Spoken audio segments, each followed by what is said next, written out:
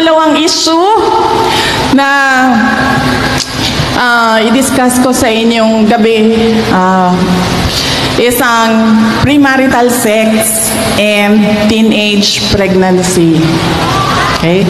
Alam nyo, noong bata pa ako, kabataan ko, excuse lang sa mga parents na nandyan sa likod, ang problem kasi sa youth, sa mga bata, the more mo pigilan, the more sila mag-rebelde. Because you know why? Ang mga bata, they cannot see beyond tomorrow. Hindi nila nakikita ang 5 years, ang 10 years, ang 15, ang 20 years, the future. Ang bata, ang nakikita nila, bukas, next week, next month. Yan lang ang nakikita ng mga bata. That is because, hindi ninyo kasalanan yan, but that is because you are young. So, ang bata usually cannot see a bird's eye view, kundi kung ano lang yung nandyan sa harap nila. So, kahit anong pigil mo sa mga bata, sabihin mo, huwag ka mag-boyfriend, huwag ka mag-girlfriend. Sasabihin sa'yo, oo. Pero pagtalikod, pagdating sa eskwelahan, may, ngayon sa inyo, sa amin, wala. Pagdating sa school, doon ang boyfriend, ang girlfriend. Ngayon sa inyo, sa text na lang. Kasi, di ba, text na lang, sa internet, sa Facebook, nandyan na yung communication between mag-boyfriend at mag-girlfriend. So, hindi ko pwedeng sabihin sa inyo na huwag kayo mag-boyfriend at mag-girlfriend because ang reality of the young is that gagawin nyo talaga kung anong gusto nyong gawin. Kahit anong pigil namin, mga magulang. Yes, premarital sex. So, hindi namin kayo mapigilan. Ang sinasabi ko lang sa inyo, if you want to engage in premarital sex, choice ninyo yan. And kaya nga kayo tinawag na youth, hindi children, because nagsisimula na yung independence ng pag-iisip ninyo. Paniguraduhin ninyo and really make sure na hindi kayo mabuntis. Kasi pag nabuntis kayo, and I'm sure hindi ako mahirapan magbigay ng example nito kasi meron kayong kaibigan,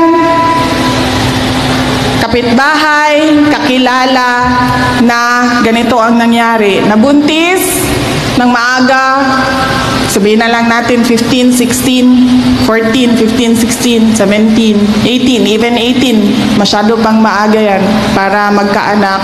Masisira ang buhay ninyo. Sa totoo lang. Hindi ninyo maabot, you cannot reach your full potential as an individual kung maaga kayo mabuntis. Dahil maaga kayo pumasok sa responsibilidad ng pagpapalaki ng mga bata. And karamihan, kapag bata pa, nanganak, nahihirapan sila because hindi nila naiintindihan kung ano yung responsibility ng pag-anak. Nung panahon namin, high school, college, law school kami, kapag nag-aaral kami, dahil nag-aaral pa kami, takot kami mabuntis.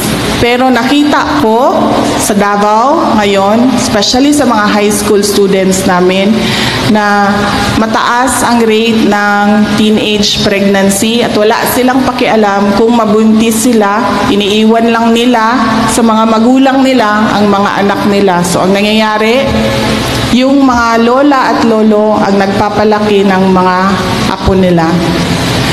So if you engage, if you decide to do that, make sure na hindi kayo mabuntis. Ang sinasabi ko dito sa inyo, make sure na hindi kayo mabuntis.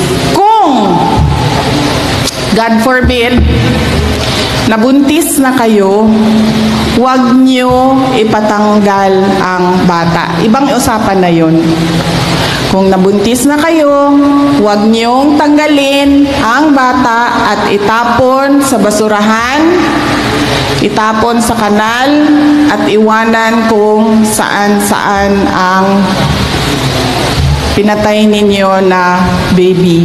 Kung nabuntis na kayo, ito ang advice ko sa inyo. Sa lahat ng mga issues na sinabi ko, nag-iwan ako ng advice. Ito, kung nabuntis na kayo and hindi ninyo kaya panindigan, tapusin ninyo ang pagbuntis ninyo, mag-anak kayo, and then pumunta kayo dyan sa Capitol Building, ibigay ninyo ang baby ninyo kay Governor Kadzao.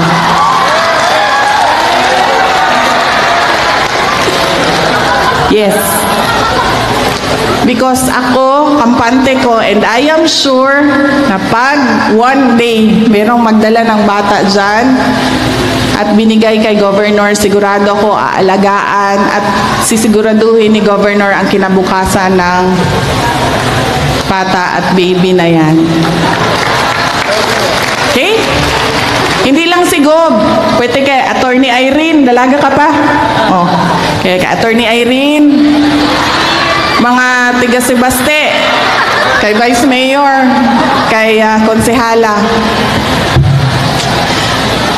Kaya huwag kayo mag-engage in premarital sex kung hindi kayo ready sa responsibilidad. Okay lang yan na mag-boyfriend at mag-girlfriend kayo dahil dyan din naman kayo natututo ng life's lessons.